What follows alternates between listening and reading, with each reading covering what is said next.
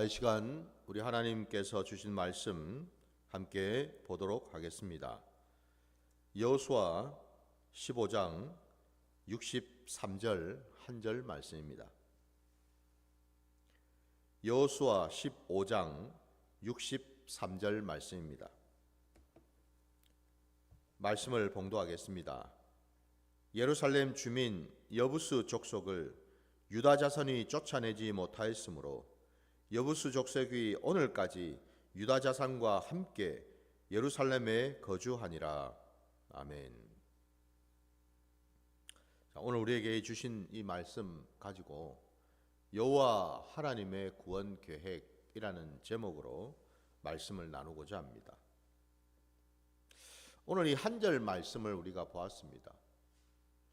이 말씀 속에 여호와 하나님의 그 구원의 그 계획이 어떻게 담겨 있을까? 오늘 본문에 보면은 그 예루살렘 주민 여부스 족속이 나오죠. 가나안에 살고 있었던, 오래전부터 살고 있었던 이 가나안의 족속입니다. 근데 오늘 본문에는 분명히 이 여부스 족속을 유다 자손들이 쫓아내지 못했다라고 말씀하고 있습니다. 저는 이 말씀을 보면서 왜 쫓아내지 못했을까? 우리가 이미 앞에서 다 본 것처럼 거기는 갈렙도 있었고 언니엘도 있었고 그들은 용감한 자들 아닙니까? 그죠? 이스라엘 자손들 중에서도 어쩌면 가장 용맹한 그런 자들이고, 그래서 그들이 헤브론에 있는 그 마지막으로 남아있던 그 아낙 족속, 그 족속까지도 다 물리친 자들 아닙니까? 그죠? 그렇게 따지면 여러분, 이 유다 자손을 이길 만한, 대적할 만한 그런 자들이 있을까 싶은데, 근데 놀랍게도 오늘 말씀에는 이 유다 자손이 딱 이 여부스 족속, 예루살렘에 살고 있는 이들만을 쫓아내지 못했다라고 말씀하고 있어요. 그래서 그 뒤에 보시면은 그 여부스 족속이 오늘까지 유다 자손과 함께 예루살렘에 거주하니라. 여기서 이 함께 거주한다라는 말이 막 섞여서 있었다라는 말이 아니고, 그 예루살렘 그 성 안에는 여부스 족속이 살고 있었고요. 그러니까 그 예루살렘 성이 있는 그 산지 말이죠. 그 지역에는 여부스 족속이 살고 있었고, 그 주변에 이 유다 자손들이 살고 있었다, 이런 의미예요. 그러니까 전체적으로 그 땅을 놓고 보면은 함께 거주하는 것 같은 그런 형국이다 이 말이죠. 그럼 오늘 본문 말씀에 왜 유다 자손들은 이 여부스 족속을 쫓아내지 못했을까라고 생각해 볼 때에 그 이유는 하나밖에 없다는 거죠. 하나님이 이 여부스 족속을 남겨두셨다라는 것 외에는 달리 생각할 방법이 없다라는 거예요. 모든 전쟁은 하나님이 진두지휘하시고 하나님이 함께 하시는 그런 전쟁이고, 앞서 말씀드린 것처럼 갈렙이나 온니엘 같은 자들도 아무리 여러분 용맹해서 아낙 자손들을 물리친다 하더라도 사실 더 엄밀하게 얘기하자면 그들을 물리친 분은 하나님이신 거죠. 우리 하나님께서 이들에게 담대함을 주시고 싸움을 할 수 있는 어떤 지혜를 주셨고, 그 반대로 그 아낙 자손들, 그 거인족인 아낙 자손들에게는 하나님이 함께하고 계시다라는 그 두려운 마음을 그들에게 주셨거든요. 그랬기 때문에 그들을 쫓아낼 수가 있었다라는 거예요. 그렇게 본다면은 그들보다 어쩌면은 못할 것 같은, 물론 아무리 이 예루살렘 성이 철옹성처럼 여러분 아주 정말 이 적들이 결코 침범할 수 없는 그런 철옹성 같은 아주 중요한 어쩌면 아주 좀 완벽할 만한 어떤 그런 성이다 하더라도, 아니 하나님께서는 여리고 성도 무너뜨리셨는데 이 예루살렘 성, 그보다 훨씬 작디 작은 성인데 이거를 하나님께서 무너뜨리지 못할 이유가 없으시죠? 바로 그 점에서 여러분, 오늘 이 여부수 족속이 남아 있었다라는 것은 하나님의 뜻이었다라는 거죠. 그럼 왜 하나님께서는 이 여부수 족속을 그냥 두셨을까? 우리 말씀을 우리 한번 찾아보기를 원하는데요. 우리 사사기 여러분 3장으로 한번 가보겠습니다. 사사기 3장 1절로 6절까지입니다. 여호와께서 가나안의 모든 전쟁들을 알지 못한 이스라엘을 시험하려 하시며 이스라엘 자손의 세대 중에 아직 전쟁을 알지 못하는 자들에게 그것을 가르쳐 알게 하려 하사 남겨두신 이방 민족들은 블레셋의 5 군주들과 모든 가나안 족속과 시돈 족속과 바알 헤르몬 산에서부터 하맛 입구까지 레바논 산에 거주하는 히위 족속이라. 남겨두신 이 이방 민족들로 이스라엘을 시험하사 여호와께서 모세를 통하여 그들의 조상들에게 이르신 명령들을 순종하는지 알고자 하셨더라. 그러므로 이스라엘 자손은 가나안 족속과 헷 족속과 아모리 족속과 브리스 족속과 히위 족속과 여부스 족속 가운데 거주하면서 그들의 딸들을 맞아 아내로 삼으며 자기 딸들을 그들의 아들들에게 주고 또 그들의 신들을 섬겼더라. 여기에 보면은 여러분, 오늘 우리가 읽은 이 본문과 관련해서도 그 5절 끝에 보면은 여부수 족속 가운데 거주하면서라고 지금 되어 있습니다. 그죠? 여부수 족속뿐만 아니라 그 가나안 땅에 있는 여러 족속들을 하나님은 그 가나안 땅에 남겨두셨다. 이 말은 하나님이 그리 하셨다라는 겁니다. 왜 그들을 남겨두셨을까?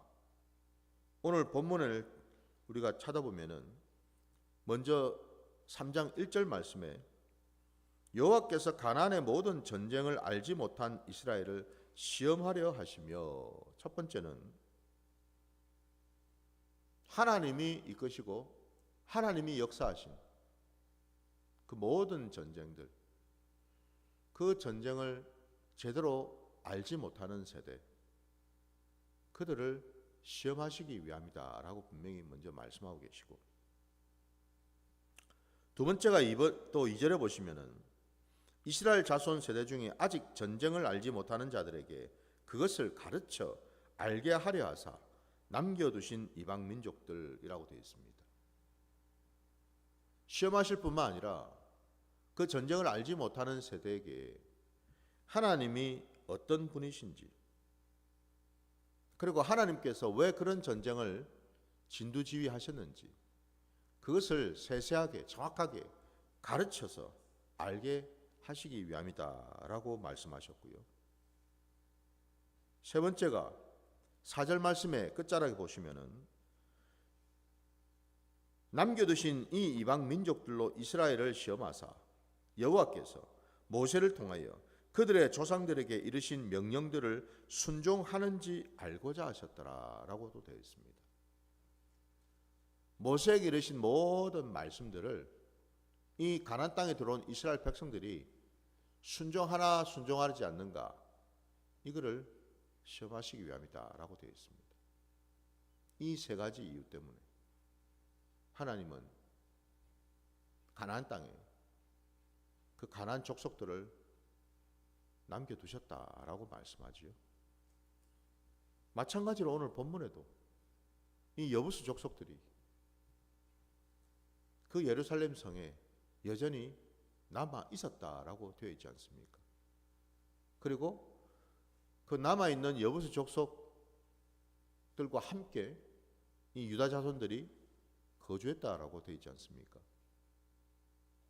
근데 놀랍게도 오늘 아까 이 사사기 3장 마지막 우리가 봤던 6절 말씀을 보면은 이렇게 돼 있죠. 그들의 딸들을 맞아 아내로 삼고 자기 딸들을 그들의 아들들에게 주고 또 그들의 신들을 섬겼더라라고 말입니다. 한마디로 지금 이 말씀이 뭐예요? 하나님은 지금 이스라엘 백성들이 가나안 땅에 들어가서 어떻게 사는지를 보시려고 했고, 그들이 정말 하나님의 말씀대로 순종하면서 하나님의 백성으로 살아가고 있는지를 보기를 원하셨는데, 6절 말씀에는 그들은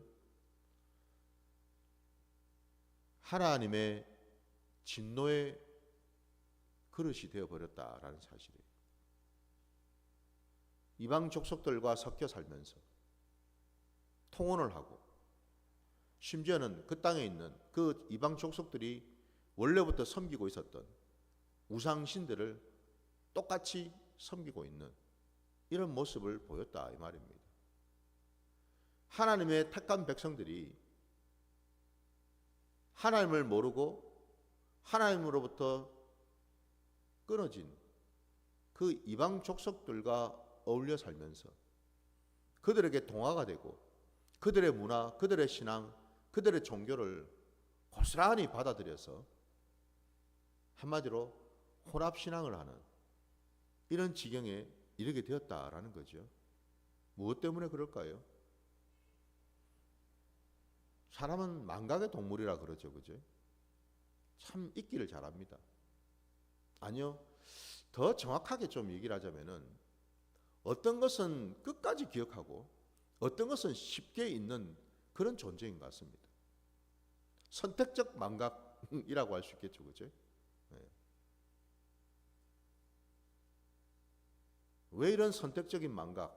그러니까 다시 말씀드려서 그들이 이전에 어찌 살았고, 그리고 그 가나안 땅으로 들어올 때에 하나님이 어떻게 그들을 이끄시고 전쟁을 승리케 하셨는지, 이런 것들을 잊어버린 거죠. 한마디로 하나님을 잃어버렸다라는 거예요. 하나님을 버렸다라는 거죠. 처음 사랑을 버렸다라는 거죠. 그 처음 사랑을 왜 버렸을까?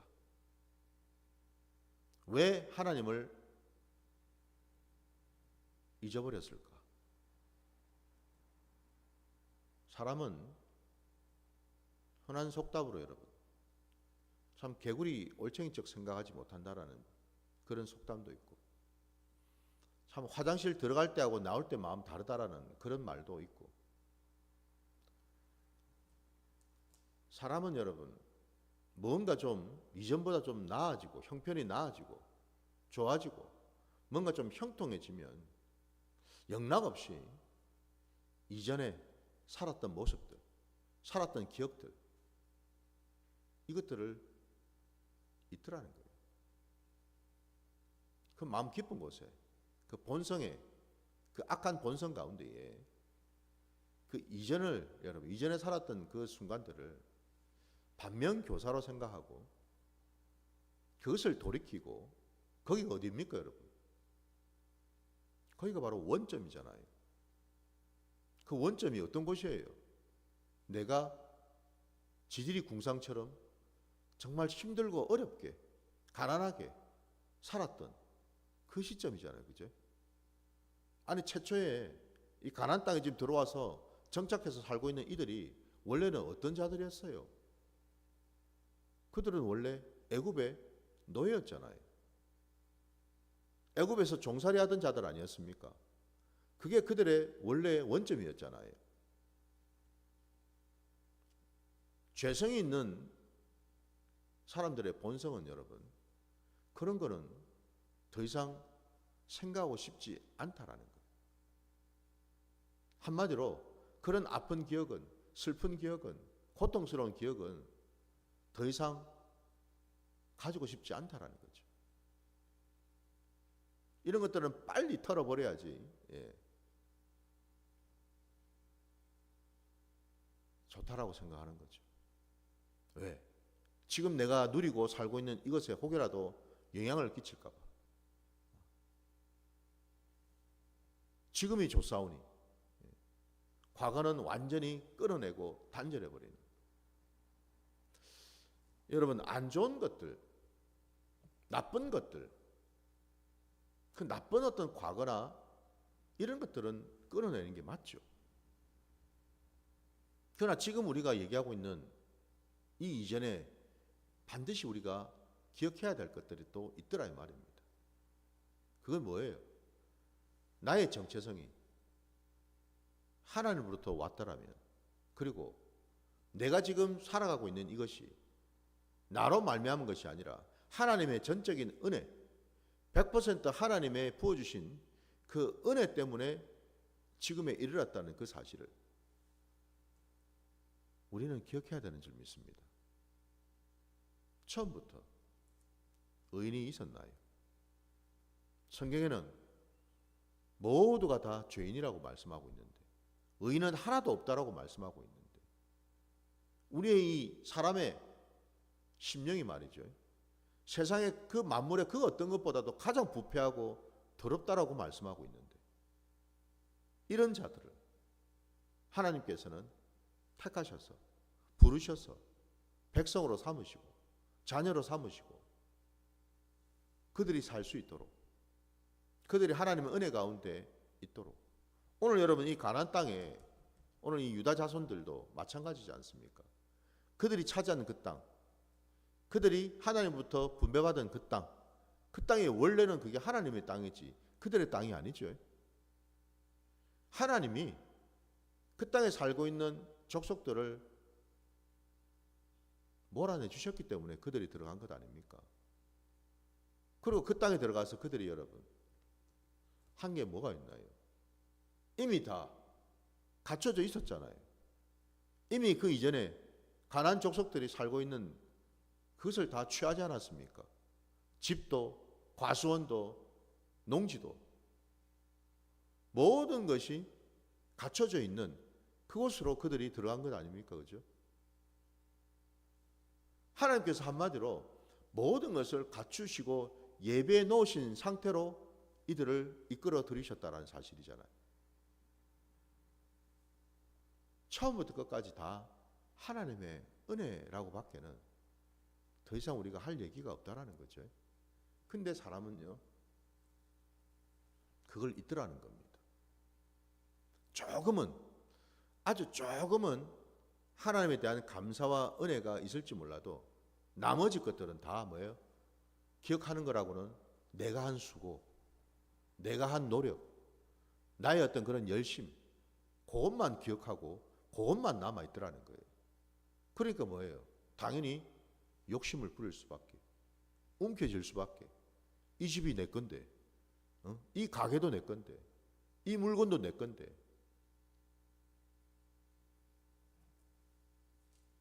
여러분,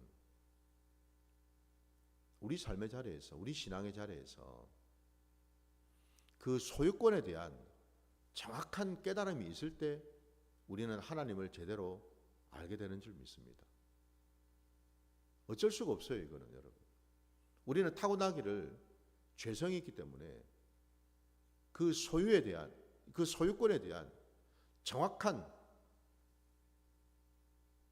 깨달음이 있지 않으면은 우리는 절대로 하나님을 하나님으로, 나의 주님으로 섬길 수가 없다라는 겁니다, 여러분.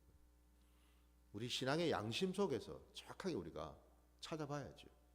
정말 나는 주님을 주님으로 인정하고 살고 있는가? 곧 내가 지금 가지고 있는, 누리고 있는 이 모든 것이 다 주님의 것이기 때문에 주님께서 언제든지 내놓으라고 하시면 나는 그것을 내놓을 준비가 되어 있는가?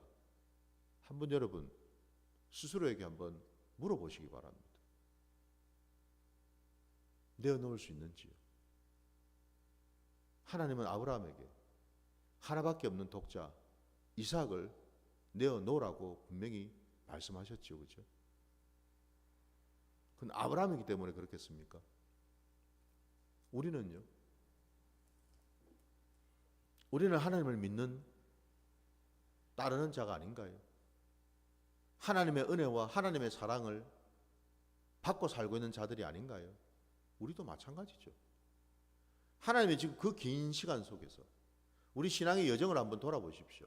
신앙의 연수를 한번 돌아볼 때 그 순간순간마다 하나님이 아브라함에게 하셨던 것처럼 우리에게도 때마다 시마다 찾아오셔서 우리 마음을 붙들어 주시고 주저앉아 있을 때 일으켜 주시고 우리를 위로해 주시고 때로는 통렬하게 자복하고 회개하는 시간을 갖게 하셔서 다시금 또 돌이켜서 하나님 앞으로 나오게 하시고 여러분 이 많은 시간들을 우리가 지나오면서 지금에 이런 것 아니겠습니까 여러분? 그게 여러분 나의 의 때문인가요? 나의 열심 때문이겠습니까? 아니죠. 하나님이 그리 하신 거죠.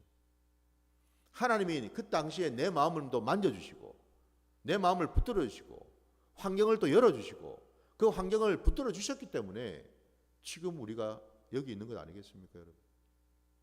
이만큼이라도 살고 있는 것 아니겠습니까? 냉정하게 얘기해서. 근데 사람들은 쉽게 있더라는 겁니다. 바로 그것 때문에 그 속성을 누구보다도 잘 아시는 하나님 아버지께서 여호와 하나님께서요. 오늘 이 가나안 땅에 들어온 이스라엘 백성들뿐만 아니라 지금 이 시대를 살고 있는 저와 여러분에게도 동일하게 시험을 하신다라는 거예요. 여러분. 과연 저와 여러분은 이 세상 살면서 세상 것에 취하거나 세상 것을 받아들이고 세상 것에 동화되어서 살아가고 있지 않은지 하나님은 점점 뒷전으로 밀려버리고 내가 주인이 되어서 선택하고 판단하고 결정하면서 살아가고 있지는 않는지 저는 한편으로 참 감사한 것이 있습니다. 저는 개척교회 목사인데요. 흔히들 그런 얘기를 하죠. 하나님께서 누가 그러더라고요. 우스갯소리로. 하나님이 태초에 천지 창조하신 것 그 다음으로 힘든 게 개척이라고. 냉정하게 말씀드려서 교회를 세우고 개척한 것이 제가 한 것은 아무것도 없다는 것을 저는 알고 있습니다. 교회를 세우기 위해 모든 것들을 하나님께서 예비하셨고 돕는 손길과 기도로 이 교회를 세웠다는 것을 저는 잘 알고 있습니다. 인정할 수밖에 없죠. 그게 사실이니까. 뭐 제가 거짓말을 하겠습니까? 근데 이 개척교회를 하면서 아시는 것처럼 뭐 하나 제대로 갖춰졌거나 여유 있거나 풍성한 것이 사실 없죠. 재정도 함께 할 동역자도 많은 것이 열악하고 힘든 게 사실이에요. 이거는 여러분 그냥 교회 청빙받아서 교회를 심호하고 있는 목회자들과는 달라요. 그러니까 한마디로 개척교회를 해본 분이 압니다. 그 심정이나 그 상황은. 제가 무슨 말을 드리려 하냐면은 감사하게도 이 개척교회를 하다 보니까 글자가 더 하루하루 한 주 한 주 한 달 한 달 살아가는 것이 그야말로 하나님의 은혜 아니고는 기도하지 않고는 하나님을 붙들지 않고는 살 수 없다라는 것을 매일 경험한다라는 겁니다. 매일 경험하죠. 여러분 이게 은혜 아닐까요? 만약에 제가 여유 있는 좀 풍요로운 사례도 많이 받는 뭐 그런 어떤 교회 청빙을 받았다면은 이런 마음이 생길까요? 늘 하나님을 붙들고 하나님 쳐다보고 하나님을 구하고 하나님을 의지하는 그 마음이 깊이 마음에 심어질까요? 그래서 때로는 우리 가운데 연단과 이 훈련의 시간이 돌아보니 하나님의 은혜인 거죠. 이게 복이죠, 사실은. 이게 복이죠. 왜? 사람이 많이 없으니 뭐 하겠습니까? 목회자가. 말씀 보고, 기도하고, 찬양하고. 이게 은혜 아닌가요, 여러분? 목회자가 더 많은 시간을 하나님께 드리고 하나님을 만나려고 몸부림치고 하나님의 음성에 귀를 기울이려고 애를 쓰는, 그게 여러분 축복이고 복 아닌가요? 여러분, 우리의 삶의 자리에 하나님의 축복도 분명히 있습니다. 이런저런 것들을 채워주시고 풍성케 하시는 그런 축복도 있지요. 그러나 분명한 사실은 하나님께서 그것들을 허락하신 것은 오늘 말씀에도 그 이스라엘 백성들을 광야에서 이끄셔서 가나안 땅으로 들여보내시고 그 땅에 땅을 주시고 정착케 하신 그 축복을 주신 까닭은 아까 우리가 사사기 말씀에서도 분명히 보았던 것처럼 하나님은 그곳에 살고 있는, 그것을 누리고 있는 우리에게 우리의 마음이, 우리의 중심이 어찌 되고 있는지를 하나님은 늘 눈여겨보시는 줄 믿습니다. 변질이 되고 있지는 않는지, 하나님 중심으로 살고 있는지, 청지기의 그 마음으로 내게 허락한 모든 것이 결국 다 이게 하나님으로부터 왔다라는 것을 깨닫고 살고 있는지, 그래서 언제든지 하나님께서 내놓으라고 하시면은 내놓을 수 있는 그런 믿음이 있는지를 하나님은 보시더라는 겁니다. 우리의 신앙의 여정이 바로 그 믿음의 여정인 줄 믿습니다. 저도 여러분도 이제는 여러분 우리에게 허락하신 것, 거기에 하나님의 마음과 뜻이 계심을 깨달으시고 지금 고난 가운데 있다면은 이 고난 중에서 하나님이 어떻게 일하시고 역사하시는지 하나님에게 더 집중하는 시간을 우리가 가져야 될 것이고, 환경을 보는 것이 아니죠. 상황이 아니라 그 환경과 상황 가운데 함께 하시는 주님을 우리가 봐야 될 줄 믿습니다. 형통한 가운데 있습니까? 그렇다면 더 조심해야죠. 더 깨어 있어야죠. 더 하나님 앞에 나아가서 하나님, 제게 허락하신 이 형통, 이 축복, 이 시간을 내가 어떻게 하나님의 영광을 위해서 드려야 되겠습니까? 라고 기도해야죠. 이게 하나님을 믿는 자들의 바른 모습이요 신앙인 줄 믿습니다. 저도 여러분도 이제는요 세상 끝이 아니에요. 오직 하나님이 부어주시고 하나님이 허락하신 그것으로 이 땅을 살아갈 수 있기를 주의 이름으로 축원합니다. 자, 오늘 말씀 여기까지 드리고 주님이 가르치신 기도로 예배를 마치겠습니다. 하늘에 계신 우리 아버지여, 이름이 거룩히 여김을 받으시오며 나라가 임하시오며 뜻이 하늘에서 이루어진 것 같이 땅에서도 이루어지이다. 오늘 우리에게 일용할 양식을 주시옵고 우리가 우리에게 죄진 자를 사하여 준 것 같이 우리 죄를 사하여 주시옵고 우리를 시험에 들게 하지 마시옵고 다만 악에서 구하시옵소서. 나라와 권세와 영광이 아버지께 영원히 있사옵나이다. 아멘.